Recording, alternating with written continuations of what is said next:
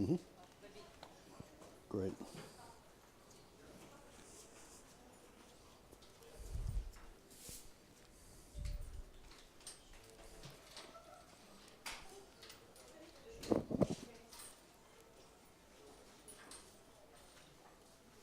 Turn my ringer off. Okay. So I suppose we can start right now. Are we look at okay. So, colleagues, friends, welcome. I'm glad to welcome all of you today. Today we do have our special guest, Will Cardwell, professor of IMAGURU University and a mentor of our business academy. So, Will is here with the support of USA, and we are doing today a very specific training for startup and investors, both sides, and we call it valuation and evaluation of startups. So this training will be held in English language. Sorry if you need any translation, but just let me know if you need any help. Okay. If you need any tea, coffee, or water, feel free. It's like friendly environment here. So, one more thing. If you have any questions, we will ask you to use mic. Okay, mic will be here. Okay, because we do record it, and so for others to hear. So, Will, stage is yours. Welcome. Great. All right. Thank you for coming. So, I'm originally from the U.S., but I've lived in Helsinki, Finland for about 23 years. Went there because of a woman, of course, which is the main reason that men go there, I think. But there are actually a lot of other great things in Finland as well. And so I'll refer to some of those here. It actually has one of the leading angel investor communities in a booming startup world. So there's a lot to learn from there. So I have a number of affiliations. So I have a fund, which is basically kind of a small seed fund called Courage Ventures in Finland. We also have a consulting arm, so I work with startup companies around the world through that, including the program here. I'm also a partner in a new fund in Lithuania called Open Circle Capital. There we're investing into deep tech, artificial intelligence, robotics, things like that. We have a 20 million euro fund that was just launched in the fall. Actually very interested in opportunities in Belarus from there as well. And then I have two academic affiliations. So I'm a professor of finance at University of North Carolina in the U.S. And Alto University. And there I teach mergers and acquisitions, corporate finance, as well as entrepreneurship. So the way I like to say, since 1998, I've been looking at this startup challenge from every possible angle. From the startup side, I've run a couple companies. From the investor side, as an angel investor, I've made about 15 my own investments over those years. As a venture capitalist, I've been active in 3 different venture capital companies, so I understand that angle. And then I've been a researcher and professor as well, so I've looked at let's say, all the data and tried to understand what are the real drivers behind investment decisions, and of course success for startup companies. So I'm going to try to bring those together here in this presentation. Okay, do I have so the clicker, does this, okay? So I noticed I have one. So I'll come back to this because I actually noticed I had one thing out of line. So we've been working at Alto University on a new model we call the Access to Finance model.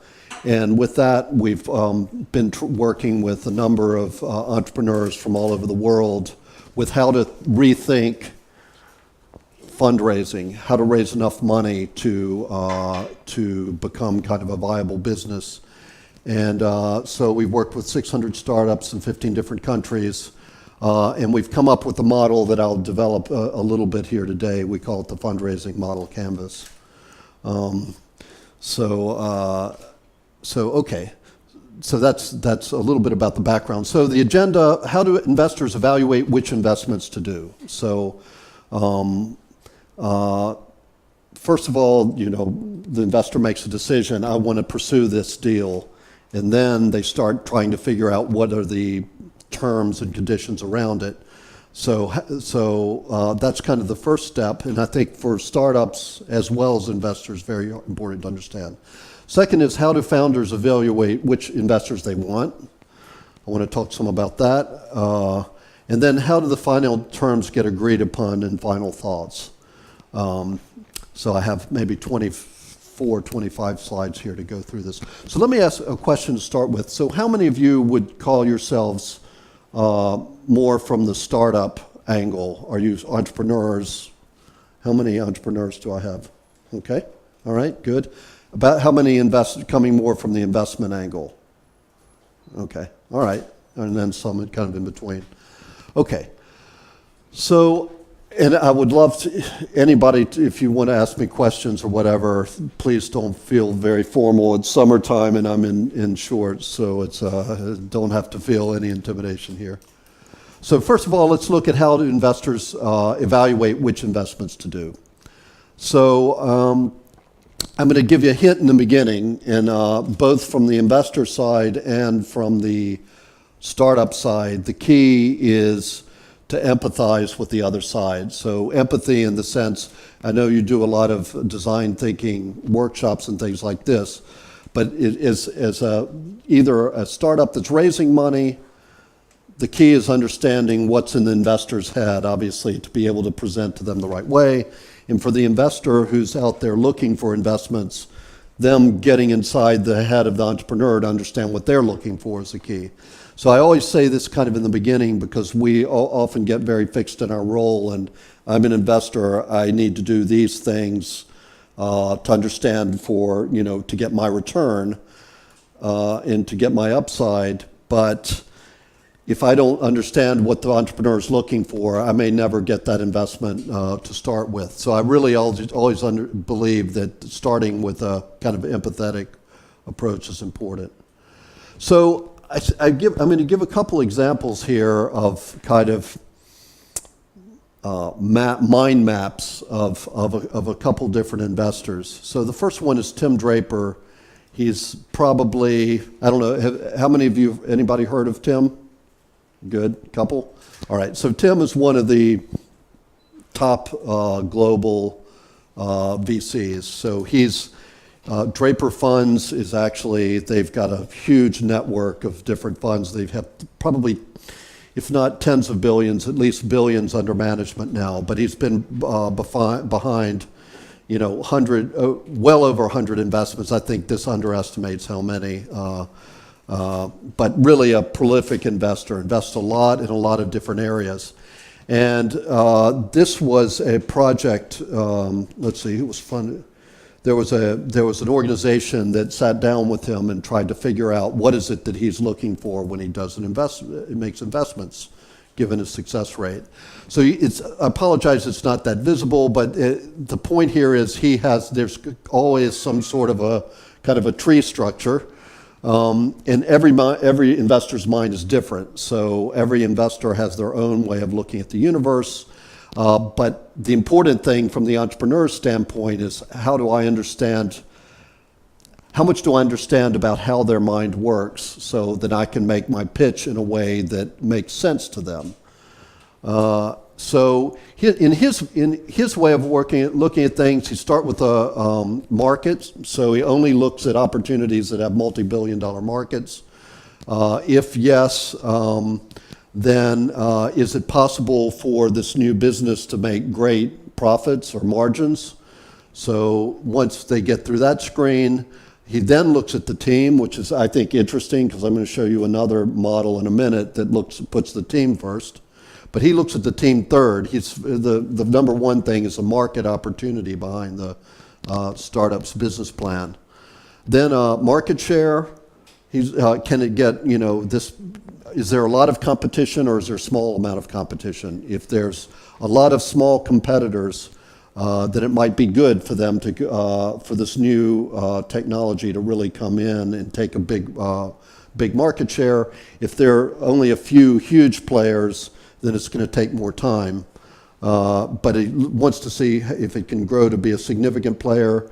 Are there partners already kind of indicated by this or recruited by this startup? So in other words, do they have, you know, large companies that they're working with that can give them kind of credibility?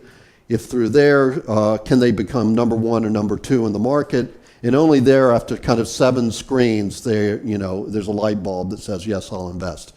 So all along the way, more or less, companies are dropping off. If you look at his portfolio, I'm sure this is somewhat kind of simplified, but you can see that he has a number of failures. So this kind of dark L, inverted L. Then the ones that have survived more than 3 years, most of them, or many of them. Then he has here the ones that have succeeded. So he's had some sort of an exit where he sold his shares for more than he paid for them. And then only a small amount at the end that are big success stories. Those are the ones that pay maybe 20 times the initial share price. So again, this is this kind of home run thinking that he has. So this thinking of looking for the big opportunity to start with leads to this very kind of low probability outcome of having a big home run. But that's so my argument here from a startup perspective. If you're pitching to Tim, you have to understand this. And to give you an example, we have a company that it started in my class at Aalto University. It's called ISI, and they do nanosatellites for the shipping and energy industry. So they started off with imaging software, and they hoped that they could just put the software into existing satellites. They found out later that actually the existing satellites couldn't support their technology, so they ended up having to build their own satellites. They started in our class. We had one of my co-professors was at Stanford, and a leading satellite technologist, and actually this was 2011. He said that this ISI company had no chance. He said that, you know, in the US they're way ahead. These guys are too young. They were students. They were maybe 21, 22 years old. Didn't really know what they were doing at that point. But they kept developing, and after about 2 years, they actually got a couple EU grants. So they got maybe €500,000 of finance. They caught the eye of Tim's team, and now the Draper funds have invested over $40 million in this team. So they started out in the beginning without, you know, really a business model, but they were moving towards a larger, what Tim perceived to be a huge market. He was, you know, a lot of investors, as you'll see in a minute, start with the team, and I think if you started with the team here, they probably would not have gotten through that screen. But he started looking at it from the scale of the market, and now that company is doing really, really well, and I'm really excited about them. Their funds puts $40 million into it. They've raised about $80 million total. So anyway, that's one way of looking at it. Here's another one that may be a little bit more rational. Tim's not so Tim is known as a fairly crazy guy, so he's probably not the most rational guy. He just gets excited and he makes investments. Here's maybe a more normal, and again, I'll provide these slides later, and you can read the text better because this obviously the text is small. But this is NextView Ventures. They've got about little over $100 million in capital, and this is how they describe their decision tree for making a decision. So first, they look for exceptional founders. That's the number one thing that they're screening for. What makes an exceptional founder? History of success, high drive, you know, strong drive, And then they say a superpower, so meaning they have some in-depth know-how in an area that nobody else has. And I think, some combination of these is necessary for that. And I like to say, it doesn't necessarily that they need to be founded a bunch of companies and been successful over and over again if they have some really inside knowledge on an area that's emerging. But they're looking for an exceptional founder, and then they have two different kind of tracks they put ideas through, given that. And so both ways they look at attractive markets, but if it's an exceptional founder, they may still look at it. Whereas even if they don't feel that the market is that attractive or that high growth, just because it's the founding team has some special attributes. Whereas if it's not a super attractive market and it doesn't have an exceptional founding team, it's going to go to pass. Next is really important, is the founder market fit. And I think this is something that I strongly advise every founder to focus on, because I think that founders need to have this be connected to their idea at more than just a monetary level. What this goes into is there may be great people that found companies in areas that they're not super passionate about or don't have great experience in. That's just not what most investors are looking for. So I always, one of the risks of things like hackathons is that people will go out and do ideas that they've read about and they don't really feel passionately about. I think hackathons are great, but people should be really dedicating their energy to areas that they really believe in. So that's going to be there in all these cases. So kind of for them, drilling down attractive markets, founder market fit. If interested, or if all these are right.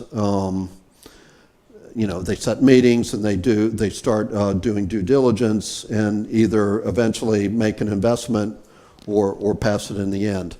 But again, my point is that the more you understand about the investor's process and what goes through their head in terms of making investment decisions, the better. And my argument is that you as a founder, you can really find out a lot about the investors just by looking online or going to conferences, listening to them, or whatever.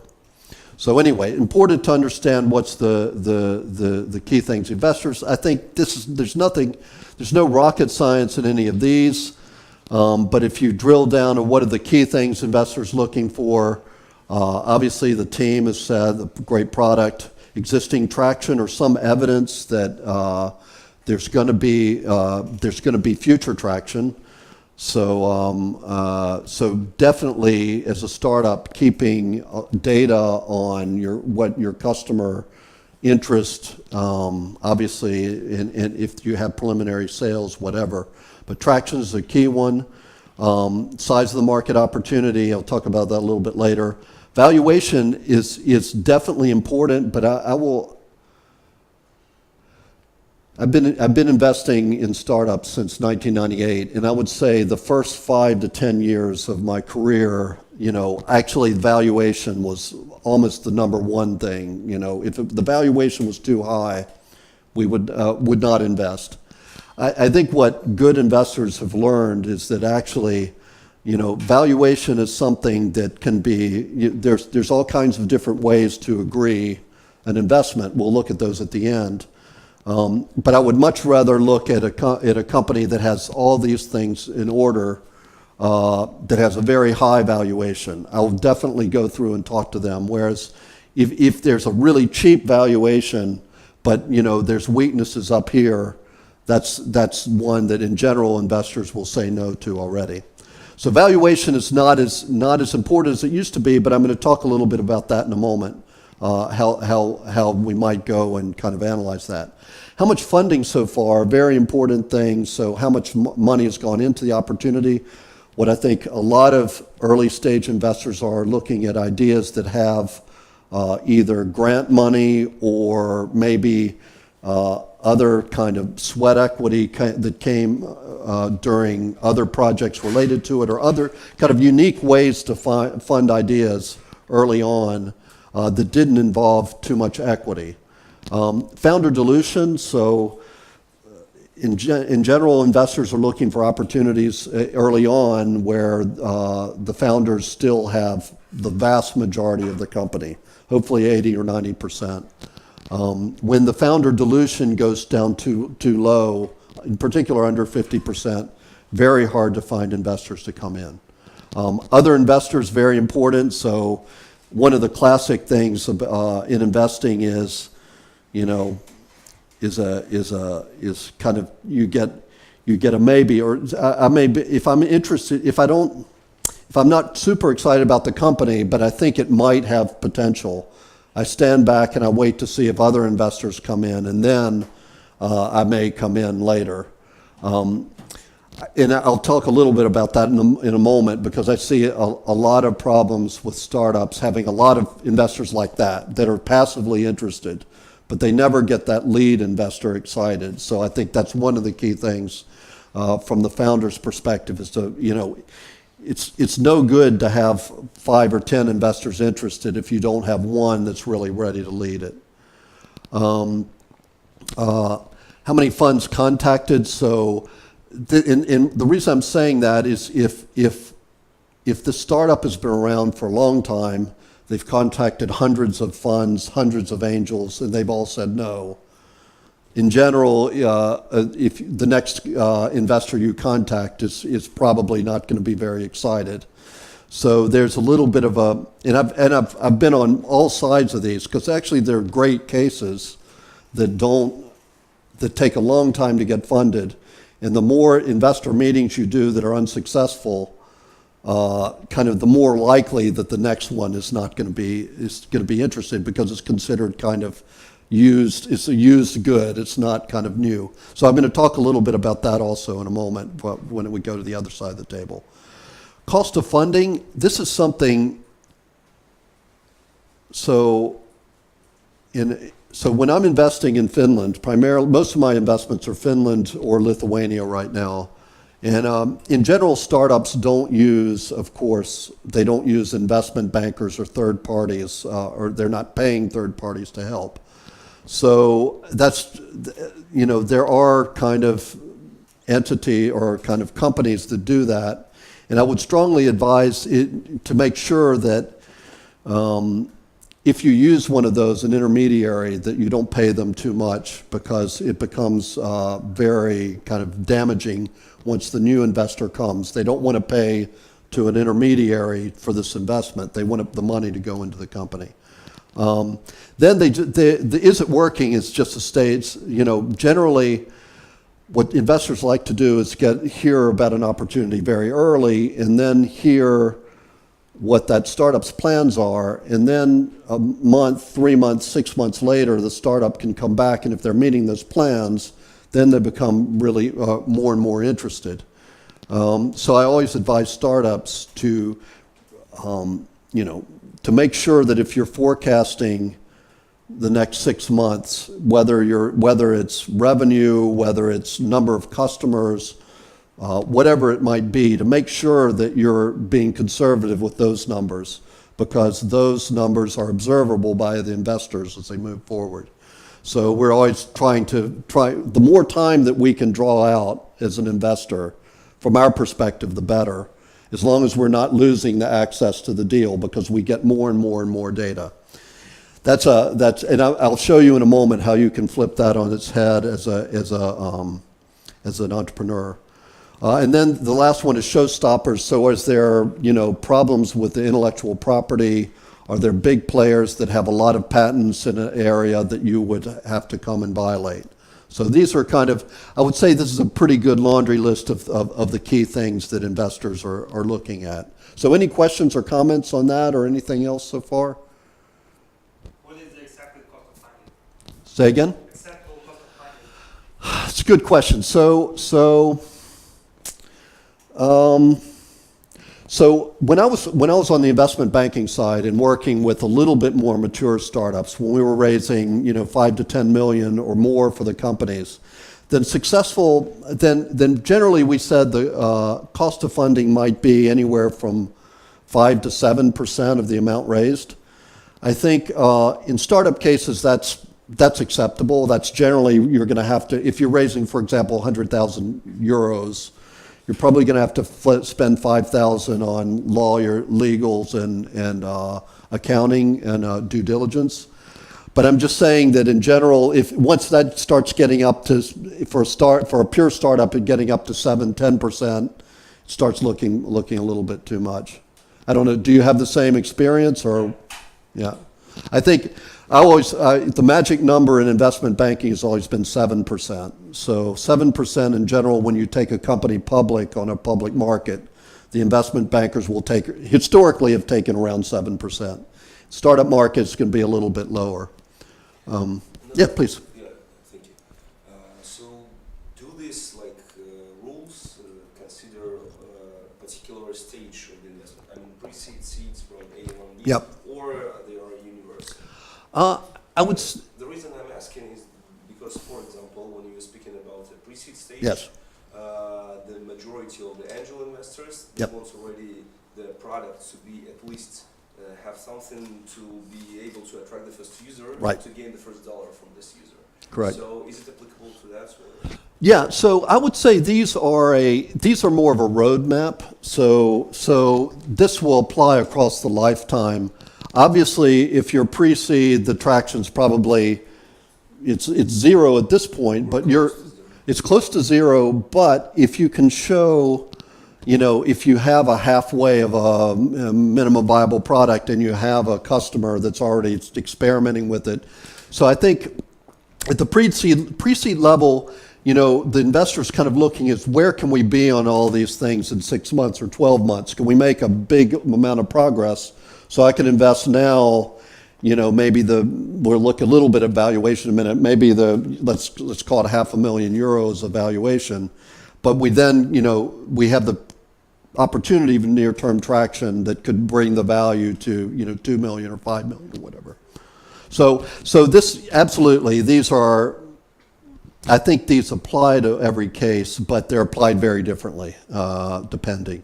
What area are you in? What type of company? Well, I'm running a gaming company. Gaming company. Yep. And we've just raised our pre-seeds Yes. stage. So we already has traction. Yes. But still, I'm curious whether it is like a regular rule to have at least first user Yep. invested first dollar, Yep. or I heard some cases where the investments were made according only to presentation. Well, For me, that- it sounds really awkward. So I think it's here. I think so. Investors are willing, if there's somebody that they know has done it before, they're much more willing to then back those guys before they've got a product. In Finland, the perfect example of that is a company called Supercell that you probably know of them. I mean, it's a exceptional case in every way, but the founders had already done a very successful exit. They already collected €1 million just to, because they wanted to experiment with a new kind of philosophical way of managing gaming startups. And so they raised money at that point. But I mean, if there's not that kind of a really successful track record, then I think they want to see, they at least want to see that the team's capable of getting the first level up. It does, but it's a good question because then it gets back a little bit to what kind of investors you start looking for. So I think, a sophisticated investor in the gaming industry that understands that you've found a new approach, a new way to get future traction. If you can talk through that, then I think, they're interested. If I think about Ilkka Paananen, who founded Supercell, I mean, he will go in really early with just, crazy ideas with people that actually don't even have a track record, but he can look at it and say, hey, that makes sense. So, it's a complex interaction, I guess. So still personality of the founder. It has a lot to do with it, absolutely. And again, gets back to this kind of founder market fit. So there's a founder, is there a reason you believe this founder and the team around him can really do something exceptional? So it's a good question. Thanks. Anything else? Okay, good. So I only refer to this. I just found this the other day, but I mean, I'm a very large believer in cognitive bias and in understanding kind of the chemistry of decision making, because actually, whenever you're asking somebody to do something, to make a decision, that it's actually about chemicals moving in the brain. And I always go back to that, because even though it sounds a little bit crazy, but if you're not able to wake somebody up enough, make them think enough differently to actually do something different, you'll never get an investment, because investors will say no, 90+% of the time. So what is it you're going to do to be in that small category that makes this particular investor ready to invest at your level? And I'm not going to go through all these, but I highly recommend actually looking at it. So apparently there are 18, this is based on research, 18 different types of cognitive biases. And just a few examples, the anchoring effect. So that means that people are over-rely on the first piece of information that they get. So it's very hard to get people to go back on the first understanding they get. So this is again why I often advise entrepreneurs not to talk about valuations in the beginning. I have a number of case studies there where the same company, the same idea, one investor may value it 20 times higher than another investor. I truly have, actually with the Tim Draper, another case where I had a Finnish investor ready to invest in a company I was involved in setting up. The Finnish investor was willing to invest 50,000 euros for 20% of the company. And then 2 weeks later, we got a U.S. investor it was a European investor who lived in the U.S. to invest €1 million for 20% of the company. So literally 20 times more money at a 20 times higher price. If there was an anchor, if there was a valuation on YouTube, a presentation on YouTube where the founder had said that my value is 200,000 euros, I guarantee the guy in the U.S. would not have valued it at 5 million. So you don't want to anchor on that. You want to anchor on other things, like how much money it takes you to get through a milestone. So anchoring effect is one. Bandwagon effect, as I said, another big one. So people, investors, have a herding mentality. So if one investor is going in that's known to be smart, a bunch come in, and that gets to the fact why, as a founder, I think you're not just looking for people to kind of give soft commitments of investment to you. You're looking for one or two most really passionate, eager investors who are willing to lead the way. And there are a number of other blind spots. There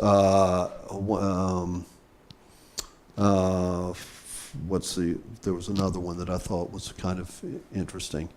There are a number, but the point is that if understanding kind of decision-making theory is something that can really help you as a founder to again try to get inside the brain of the investors. One of the interesting new things is a number of U.S. investors put anybody know the Myers-Briggs test, the kind of psychology test? So a lot of investors will actually put their Myers-Briggs profile up on the internet. And they do that because they want the entrepreneurs to actually understand how they take in information so they can learn how to make their pitch. So I'm going to talk about that more in a little while. All right, so my opinion, this is almost obvious, but I think it's important to understand two main reasons why startups fail to raise funding. One of them is obviously the company's not fundable. There's some combination of their team, idea, competitive landscape, et cetera, that does not fit to the type of financing they seek. So that's one. As a advisor and board member in companies and investor, I can't help so much with this one. But the second one I think is more interesting. A lot of companies aren't fundable because they don't really go around about fundraising properly. They don't have a kind of a process-oriented mentality to getting deals done. And I'm going to show you a little bit about at least my theory there. So that'll get into the second part. How do founders evaluate which investors they want? So this is the classic approach to fundraising. So that it's kind of a linear process, starting with making a contact. And again, all these I think are true. So when I say it's faulty, it's not that this picture by itself is wrong. I'm going to show you what it's a multi-dimensional process, and we need better ways to think about it. So the problem here is, obviously, as any entrepreneur knows, if you go through 99 or 100 different investors, what this means is each one gets through a few stages and then eventually says no, probably.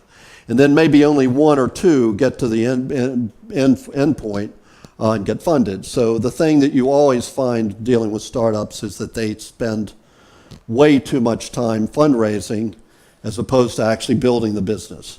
And I think part of it is because, again, you say, you wake up every day in the morning and you say, okay, I'm going to go try to find 3 new investors. I'm going to start this process anew. And then again, waste a lot of time and a lot of them don't get through. But just as a high level, the fundraising process, making connections, clearly it's super important not to have cold contacts. I'll say something about that in a minute, but get introduced.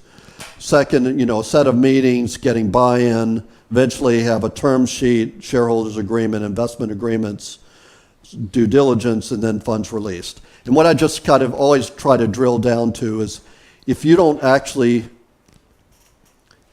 get to the point where money transfers into your bank account, then all the work you've done, if you do it wrong, is going to be wasted. So how do we make sure that we're actually leveraging a process to actually get there? And this is the idea that we came up with, which is not rocket science. Everybody recognizes a business model canvas, right? I mean, most people. But what really woke me up is when I realized that actually there's a special application of business model canvas that applies to selling your shares. Because effectively that's what you're doing when you're raising money. You're selling shares. So actually everybody who's raising money has the same business model canvas for selling their shares. So when I think about,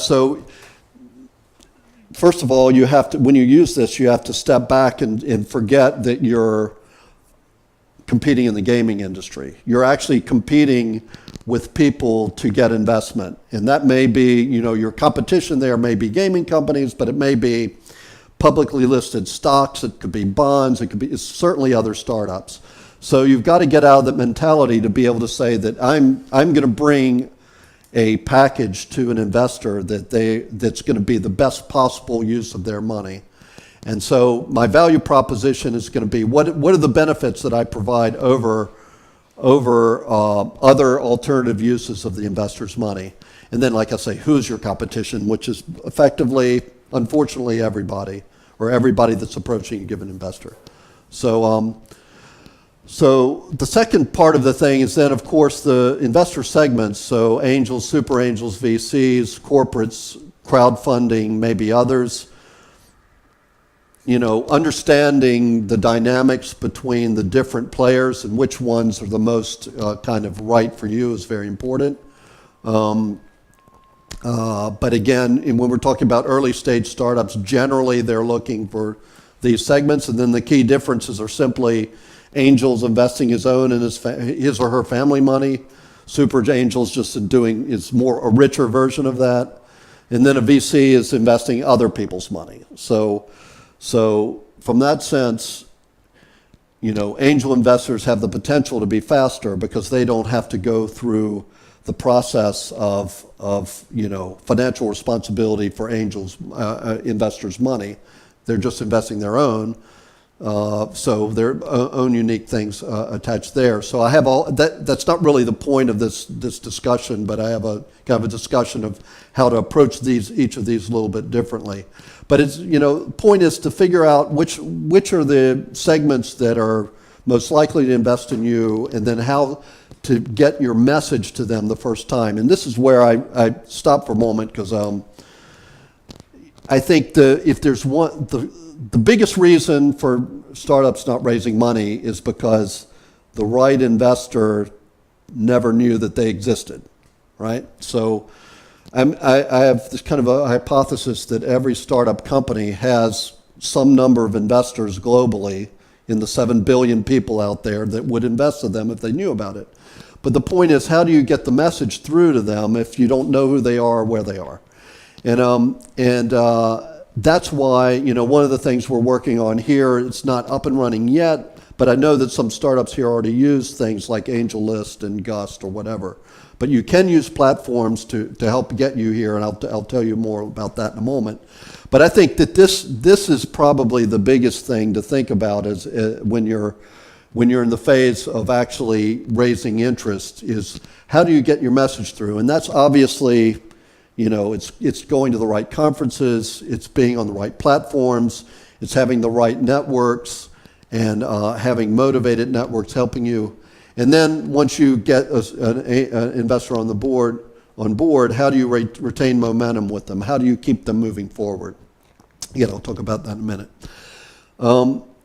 The other thing, I'm not going to talk too much about the other side, but it can be important. But I do want to talk about this, which is how much money, what's the target investment amount? So I always say that a startup should have know two numbers very well and be able to explain them. One of them is how much money do you need before you hit the next significant milestone? Meaning, if you don't have a product yet, how much money do you need to get the product ready or to get the next big customer or whatever? So how much money do you really need now? What's the minimum amount that you need to get there? And then the other one is, of course, how much money do you need over time to become break even and be profitable? Because those two numbers are going to give you an understanding of what types of investors you should approach. So if you're going to need 100 million to become profitable, if you're a biotech company or whatever, you'll waste your time talking to gaming investors or software as a service investors who not only, one thing is that they're looking at different financial segment, but the other is they're not interested in being part of funding a company to raise 100 million.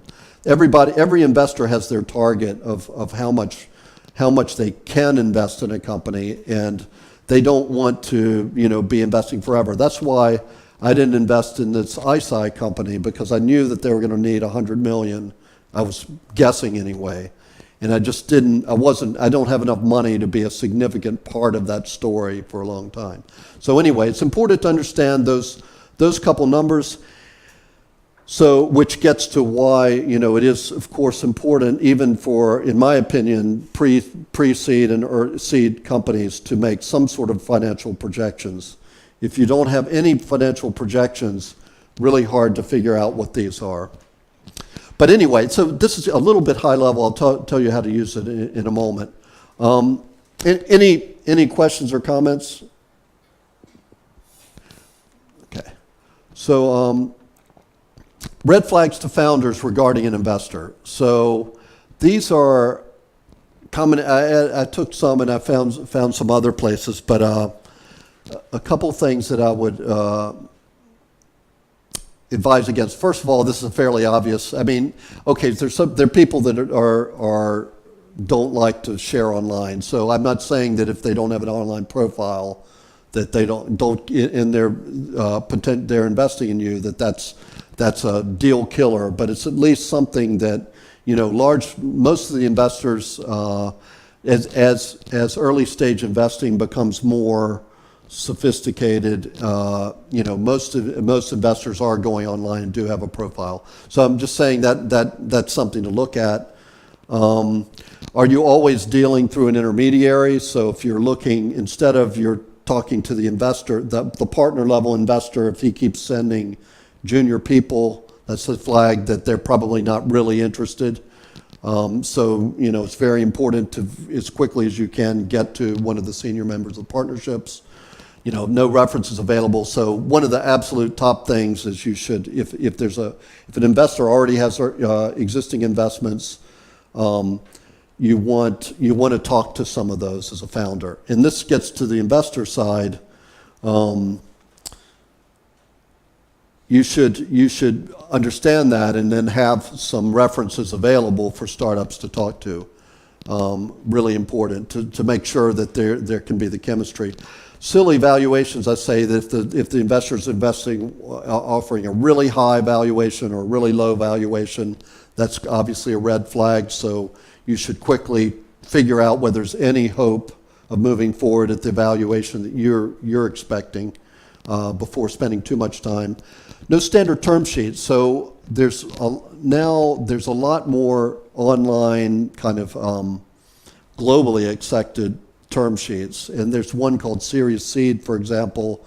There's several U.S. and European accelerators that have standard term sheets. So,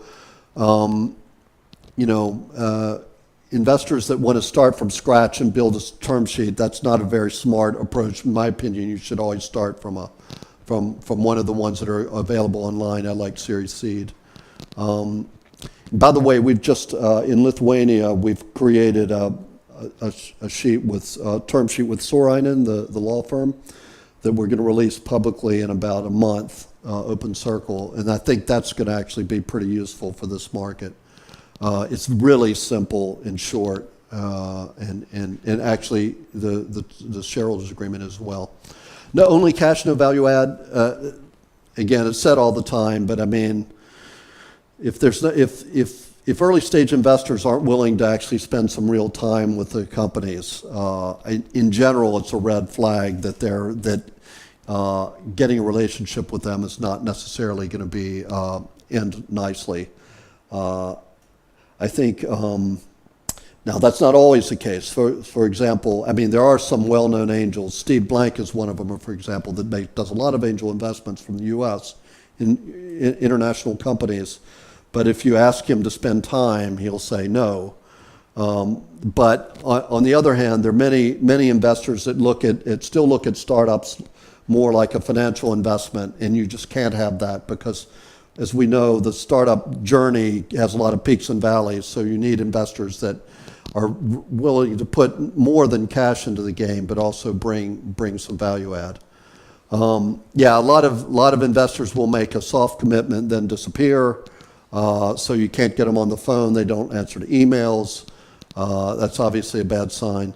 And then, just in the beginning, in general, I think most people can get a sense of it's just not the right investor for me. And I've had it several times, and I've done it anyway, and it always ends in a bad way, at least in my experience. That looking for chemistry with the investor is super important. Okay, so how to get to final terms get agreed upon. So for this one, I'm going to go to use, and the guys that have been in my angel class have seen this part already, but I'm just going to do one valuation method. And I think this is, so they're basically, in a way, they're more, but there are four main ways to value startups. And the first one, the venture capital method, I'm not going to go through here, but it is based on discounted cash flow, basically. So it's kind of a finance approach, and it's useful, but it's very hard to use in pre-revenue companies. And you find that almost all angels are using methods 2 and 3, and they're almost the same. So I'm just going to show the scorecard method and do an example there. So scorecard method for valuing a startup, it's based on looking at industry comparables and determining what's the median value. So, for example, if you're looking for a pre-revenue company. Try to figure out what's the median value for all pre-revenue companies in a given industry or region. So you're going to say, or you might say, and I've said many times, is that's great, but that data is not available. And but the reality is that as investment markets mature, these numbers do start becoming available. So in Finland, for example, a pre-revenue company they're generally valued between 500 and 700,000 euros. That's a general rule. They may be higher if there's a lot of R&D that's gone into it. They may be lower if it's just an idea. But if you look at hundreds of investments, that's been the median over the last couple years. That's collected by our Finnish Business Angel Network, so we're pretty sure of that. So this scorecard method relies on being able to identify what would a median company look like, considering recent local comparable deals and then kind of national valuation trends. So a few things here. Actually, I'll get to them in a moment. But so in Finland, we can follow very closely what these statistics look like, and that's something we hope to be able to do in Belarus as well in the future going forward. So then, once you have a median value, you apply a weight for critical issues, calculate a weighted average, and then multiply by the mean value. So it's a very straightforward. Sorry, these didn't line up exactly. But this is kind of a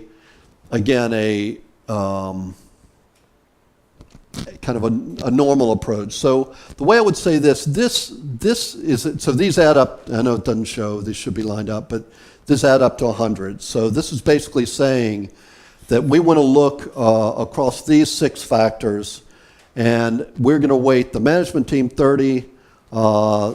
Opportunity, scalability 15, 25, product 15, marketing 10, competitive environment 10, other factors 10. So the way I say this, I think this is again the mind map of an investor's brain in a way, or a VC's brain. So every VC or angel or whatever has a different way of looking at it. In my team, we always put the management team above 50%. So we're a bit like that second model where it says that if we don't really get the founders and the team right, then we're not going to invest at all. But this is probably a bit later stage valuating, but you can see the basic elements. Okay, this really went all over the place. But again, these should be lined up. And so basically what you've got the weight here from the earlier page. There's some analysis. The management's on board except maybe a salesperson, so we've weighted that as 120%. Big opportunity, weighted that as 130%. Disruptive prototype, prototype looks good, so I've weighted that 130%. But then there's no sales, so mark that down 50. Competition, there are no big players, but and it's messy, so there are a bunch of small players around, so that's a positive from an competition aspect. So we believe we can dominate that, give that 110.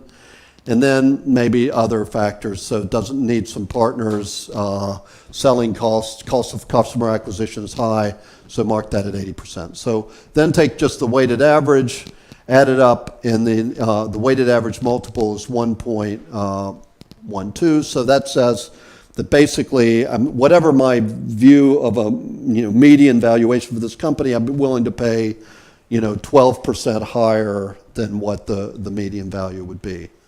And then it's simple math after that. So this is actually based on Silicon Valley, I believe, a number of years back, because this looks actually low for that.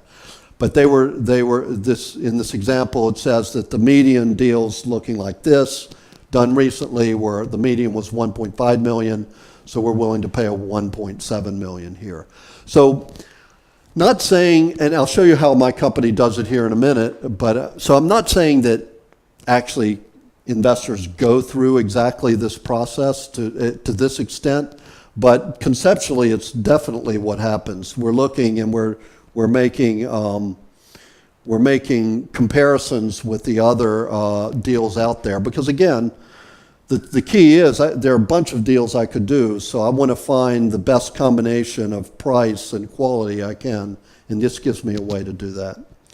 So that's if you go back to those early examples, those flow charts I said, you could more or less build this for a number of different investors. And I think the important thing is when you're pitching to different investors that you kind of understand where the key positives about your company is, so you can kind of emphasize those, find the investors that emphasize those. I guess is the best way to put it. All right. So this is the way my company does it, and this is a real example, but it's not. It's anonymized a bit. But so the way we do it, so we have three partners: Fabian, myself, and Todd. So we're there. We actually have 5 partners, but 3 of us have decision-making power. In every single deal that we get through our first screen, we put through this process, and this is very qualitative process. So this is not going to give me a valuation at the end of the day, but it's going to give me, do I like this company enough to invest? And so what you can see here is that we do this on a blind basis, and this is, again, I think it's a good practice, and I think many firms do this. So in other words, we go through and we look at all these factors ourselves without talking to the other. I mean, obviously, we may have been in meetings with them, but we don't know how they're grading them. We do the rating.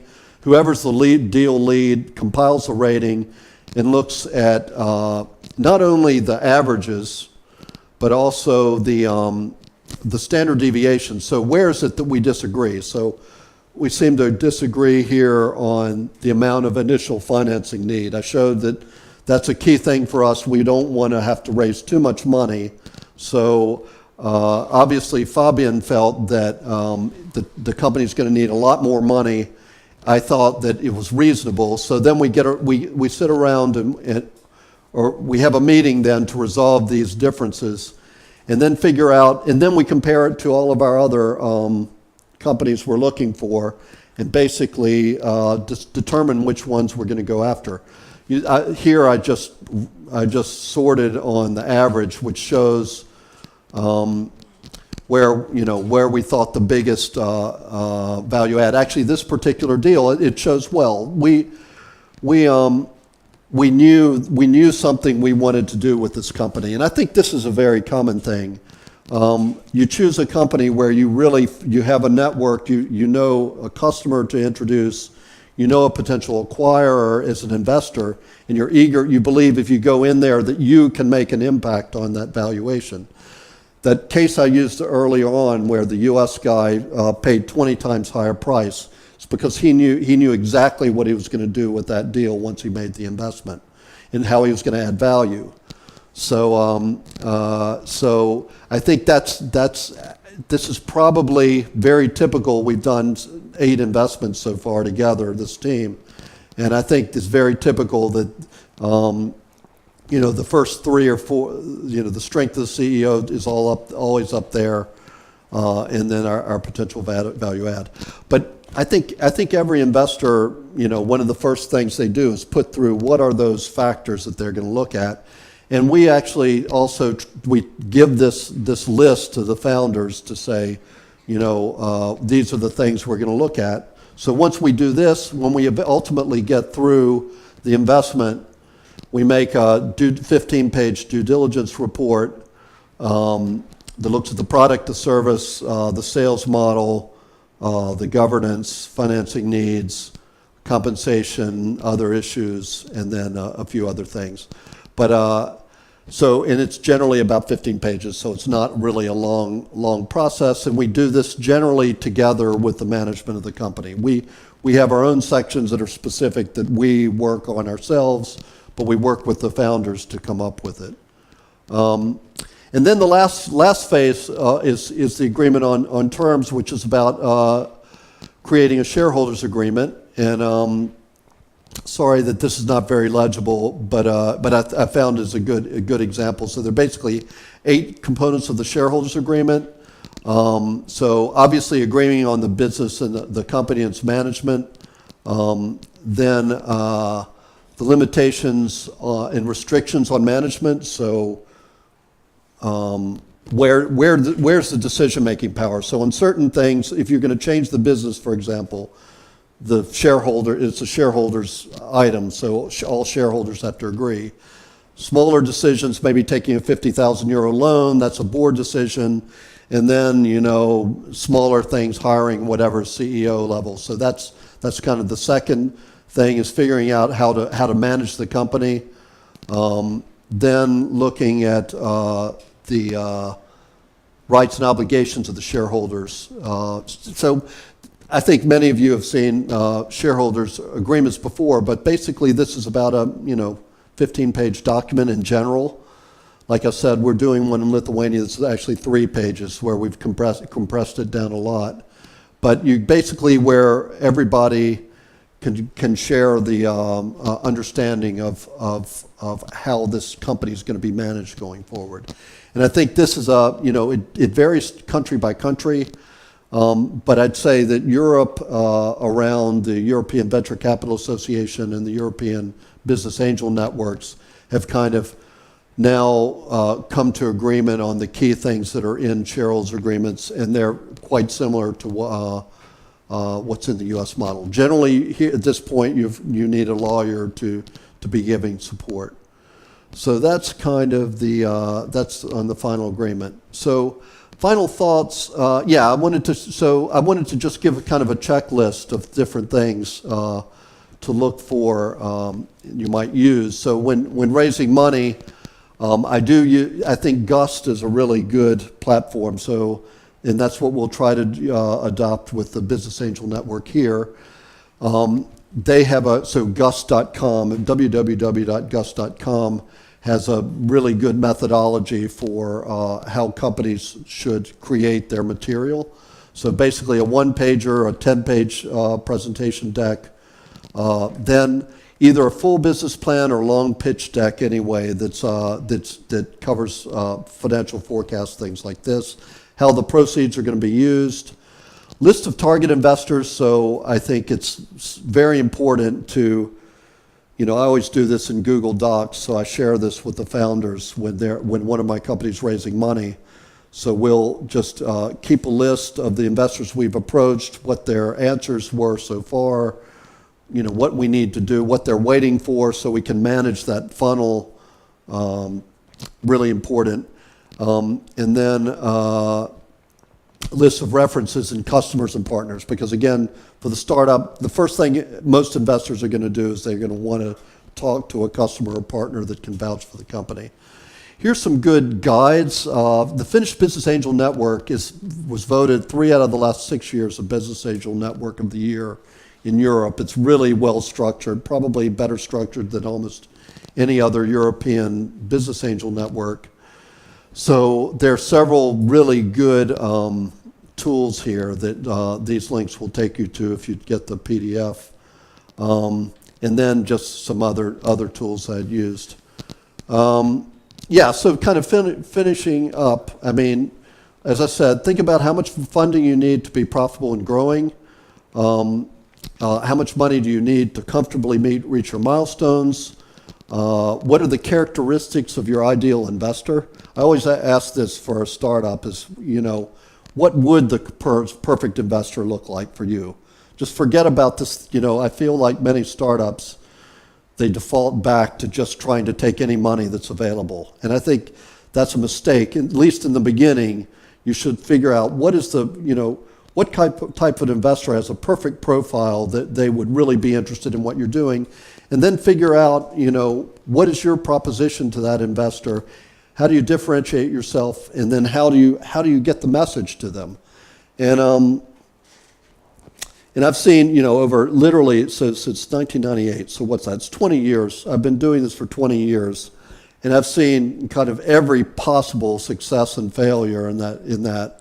And I will say that almost all the time, the companies that raise money from the ideal, from the best possible investor, it's been a network effect to get to that investor. They've not really ran into them the first time, but they've in fact pitched to somebody who then referred them. I'll tell my own story. When I was building my company, so I basically invested in a software company in 2000 and I sold it in 2010, and I was CEO for about 4 years in the middle.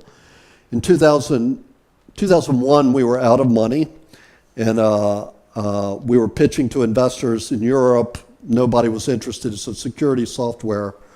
Basically, we're one of the first ones to make software for a mobile phone that could enable it to be a kind of a security token for getting online. So one-time passwords and things like that are common now. Anyway, we were almost out of money, or we were out of money. We went to a conference in Calgary to pitch. It was kind of the last thing we could do. We had about 40 engineers, and I was chairman of the company at the time, and the CEO was with me. And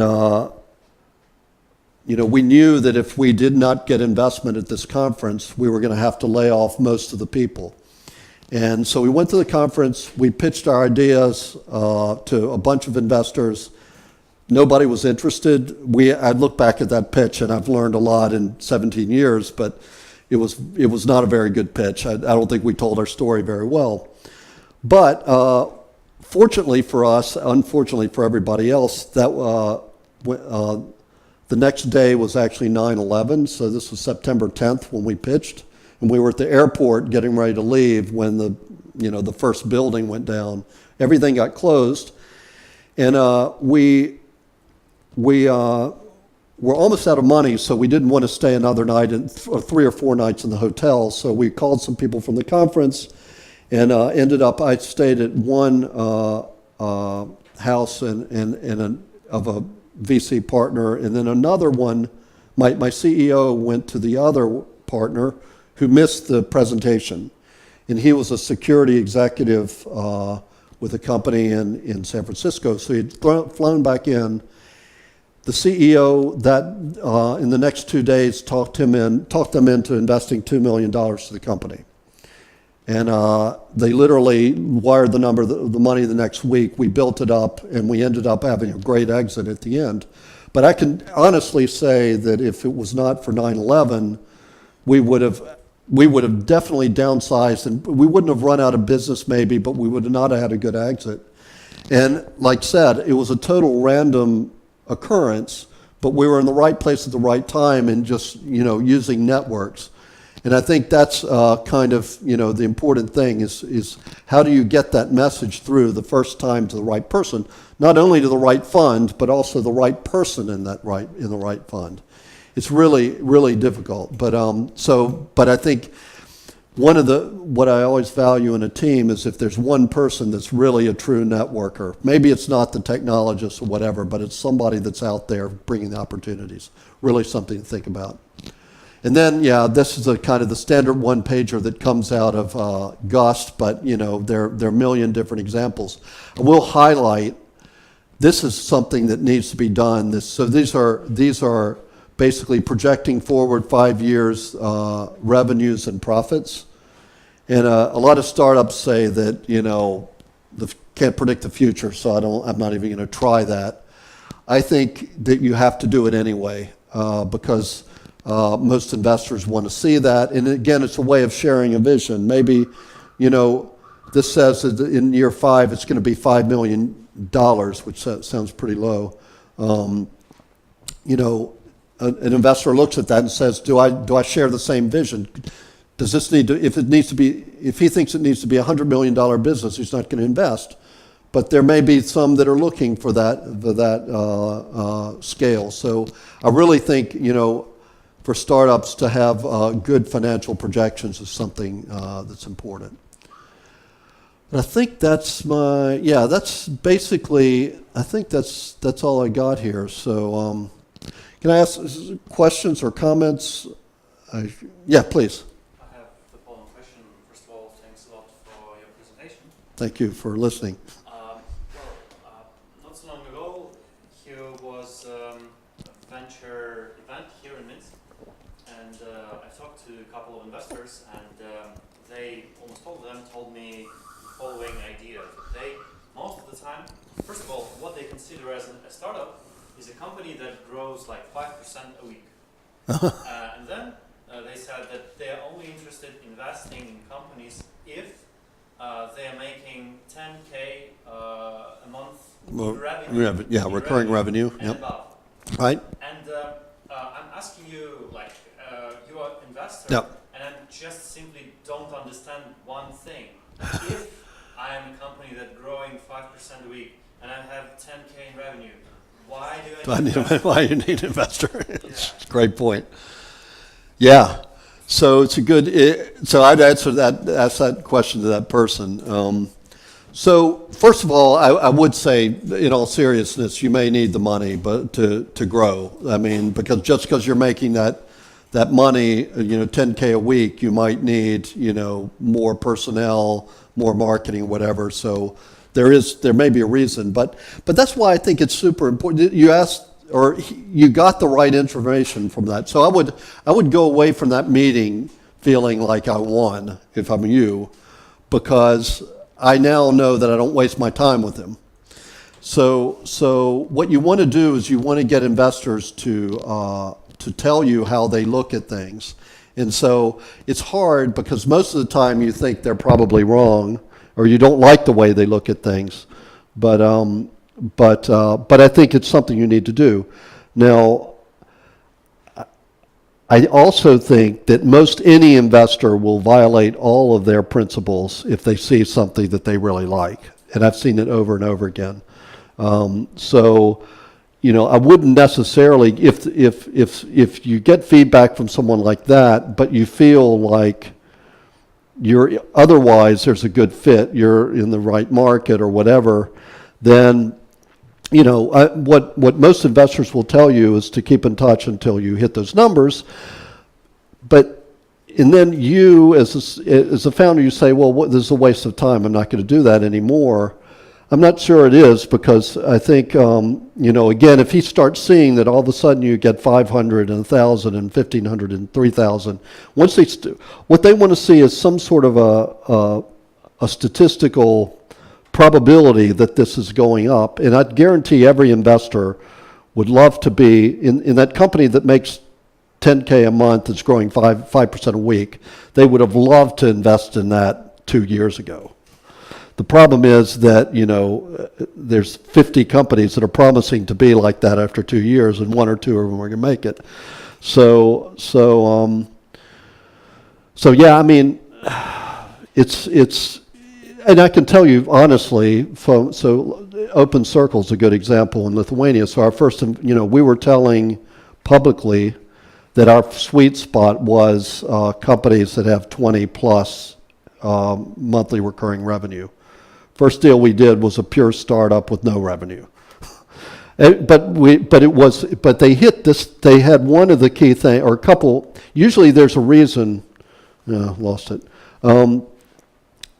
There's some reason we extended or changed it, and that was because this was again a founder who had already demonstrated. Actually, it was a gaming company or artificial intelligence for building gaming levels. And it was kind of a hot deal. There were a number of investors who were interested as long as there was a lead. And our role is to be lead investors for Lithuania. That's the point of why Open Circle was set up. It's half government funded, and it was set up to solve this problem that there are a lot of people that will invest if there's somebody who does the work at the beginning. So we violated that. I think honestly, there's certain principles that investors won't violate, but they won't violate kind of integrity rules. So if it's fine for a founder to have failed several times, that's actually, as you could always say, it's a good thing, not a bad thing. But if they failed for the wrong reasons, that they made kind of material unethical moves, that's something they won't go against. But I'm just saying that I wouldn't give up on that guy if he's looking in the right segment. So what was your reaction when the guy? Well, honestly, it wasn't just the one guy. There were Several? 5, as far as Yep. I remember, and they were talking almost the same things. I was confused, honestly, because at least 2 of them were telling about themselves as early stage and seed startup investors. And, Right. I really didn't understand them What does it mean? Seed investment. You know, so honestly, so it depends a lot, but sometimes people will, they'll mask the real reasons they're saying no. Had they invested here before, for example, in Well, they Belarus? invested in a startup from Belarus, but in San Francisco. In San Francisco? Which one? Panda Duck? Yeah. So, right. Yeah, I mean, I don't know. There's all. So I think again, every investor has this stack of stuff. So if you look at, I think our approach can show this well. So we're looking at all these different things, and so what you're saying is, so we would like to see business model and paying customers. So that's something if in your case there, that would have been a 10 probably or 9 because they'd already had a track record of growing. But, it could have been other things that were weak. But if that's weak and there's other things that are strong, then it counterbalances. And as said, every investor has a mental model, and you can quantify it somehow like this. But yeah, as an entrepreneur, I felt this many times too. Again, you can observe what they seem to do, and then what they say they do is totally different. And I just don't think that necessarily is a reason to stop interfacing with them. What does your company do? Well, we try to help investors evaluate the market Okay. When they try to find the best stock to invest in. Okay. It's a sort of a combination of already existing tools that look really bad, Yes. or like they have not a very sustainable business model, Yep. these kind of things. But like my reaction also was that I was really considering like an alternative to venture capital Right. money, which was a loan. I'm just really interested. What do you think about this type of raising money? I think loans are great. If you can get a loan, then that's actually cheaper money than equity. So at that point, I would be balancing the potential value add of an investor. So an investor can come in and potentially help you increase the value through their networks. So if I have the option to get 20,000 or let's say 50,000 euros as a loan or as equity, would much prefer to get a loan if I don't need any value add, or if the alternative is just a financial investor to put in 50,000. So the kind of order is definitely number one is customer money. If you get customer money early, it's great. Second would be kind of loan. Well, actually, I would say second would be an angel investor who's willing, who really can help you increase the value. And like said, I mean, there are a lot of those out there. Then the third would be a loan. Then fourth would be any other equity investor or something. It depends on the case, I guess. Yeah. Other questions or comments? Good. It's a little bit warm in here, but thank you for listening, and let's stay in touch. Great. Good. Thank you guys. Thank you, Will, very much. I hope that for this. the speaker kicked in at the end. So. Yeah.